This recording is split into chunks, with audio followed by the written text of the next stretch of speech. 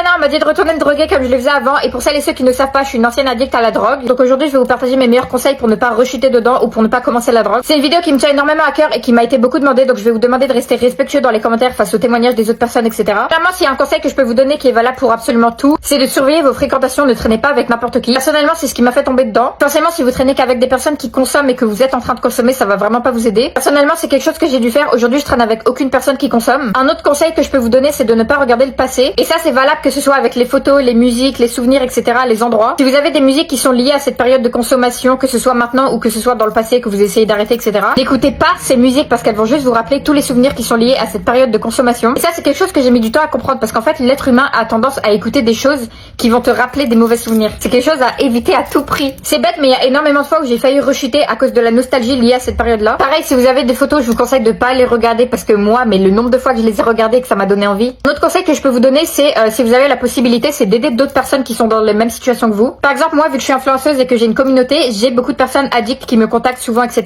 pour que je les aide. Ça, c'est quelque chose qui m'aide beaucoup d'aider les autres personnes parce qu'en fait, t'es obligé de dire l'aspect négatif du truc. Parce qu'en fait, tu vas pas vendre le côté positif, tu vas vendre le côté négatif de la consommation à la personne. Quelqu'un à qui en parler, c'est super important aussi. Un autre conseil que je peux vous donner, c'est de dresser une liste des côtés négatifs de la drogue. Tu notes tous les trucs qui t'ont déplu quand t'as consommé. Je sais pas moi, un truc tout bête, t'as eu super mal au crâne, t'as eu envie de vomir, tu l'écris. T'as perdu des amis à cause de ça, ça a endommagé tes relations, tu l'écris. Dès que t'auras envie de consommer, tu vas lire cette liste. Si t'es pas dans un mood où t'en as plus rien à foutre, normalement ça marchera. Bref voilà, en tout cas vous me connaissez, mes DM sont ouverts pour ceux qui ont besoin. Je vous souhaite courage à tous ceux qui essayent d'arrêter, tous ceux qui sont en plein dedans, tous ceux qui en ont marre de ça. Voilà, je vous fais des bisous.